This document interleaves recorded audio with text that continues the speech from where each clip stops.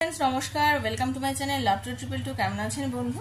তা আপনাদের কাছে কিছু বলার জন্য এলাম, সেটা হচ্ছে এই যে আমি দিয়েছিলাম না 24 আজ রাতেই কল করবে, তো সেখানে অনেকে লিখেছে প্রায় গত পিয়ালি সর্দার, সে লিখেছে গত প্রায় 7 মাস দেখছি কিছুই হয় না, তাই আর দেখি না, এটা হঠাৎ এলো তাই দেখতে বাধ্য হলাম। আচ্ছা, তারপর রেহানা সুলতানা লিখছে ঠিক, তারপরও দেখি কারণ এসব রিডিং দেখলে মনে আশার সঞ্চার হয়। তৃষা চ্যাটার্জি ঠিক, আমিও সেম। আচ্ছা, তারপর কি কমিরুল্লিনা না কি লিখেছে, আমিও তাই। আচ্ছা, রেহানা সুলতানার বড় বেশি গায়ে লেগেছে, সে বারবার লিখছে ঘোড়ার ডিম কল দিবে, 2 মাস ধরে শুনছি কল দিবে না, এগুলো ভুয়ো কথা। এক্স্যাক্টলি সোমা দাস লিখছে এক্স্যাক্টলি আমার সাথে এই জিনিস ঘটছে। পঞ্চম বণিক লিখছে কত কি দেখলাম কিছুই হচ্ছে না, আর মন ঠিক নেই, 1 বছর পার হয়ে গেল একই চলছে। পঞ্চম বণিক বলছে রাত 12টা বেজে গেল, কল মেসেজ আসলো না, কোথায় আসলো আর কি তার জিজ্ঞাসা চিহ্ন। কি মূলকেশ কি খতম না কি একটা লিখেছে মূল, আমি এত ভালো পড়াশোনা নই তো তাই উচ্চারণ করতে পারছি না লেখাগুলো, কিছুই হয় না। আচ্ছা, আমি এদের সবাইকে এই যে এখানে লেখা আছে আমি এদের সবাইকে উল্লেখ করে একটা কথা বলছি।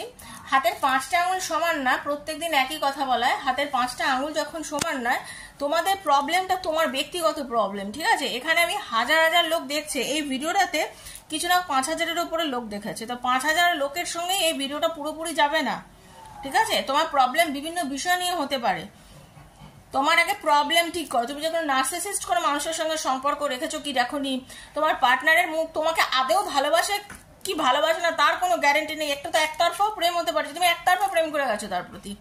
আমি তো তোমাকে বলিনি যে তুমি একতরফা প্রেম করছো বা কিছু, যে তোমাকে ছেড়ে চলে গেছে তুমি তার জন্য সারা জীবন বসে থাকো না কেন, সে আসবে না হয়তো, সে তার বিয়ে করে সংসার করছে, ঠিক আছে? তো এরকমও তো অনেকে আছে বিয়ে করে সংসার করছে তারপরে তার জন্য বসে অপেক্ষা করছে, কেন সে আসবে আবার তাকে তার বউকে ছেড়ে সে তোমাকে বিয়ে করবে, এরকমও প্রচুর আমি দেখি।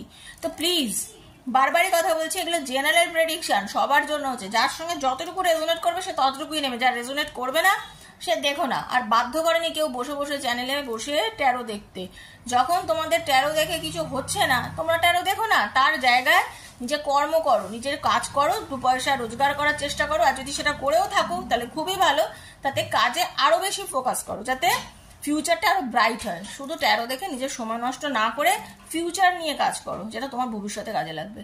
এদের সবাইকে ধন্যবাদ জানাচ্ছি, আর এদের সবাইকেই বলছি ইন ফিউচারে কমেন্ট যদি করতে হয় করবে, দেখতে হয় দেখবে, নাহলে দেখবেও না। রিডিং দেখতে কিন্তু আমি অন্তত তোমাদেরকে বাধ্য করিনি। ওকে, থ্যাংক ইউ সো মাচ।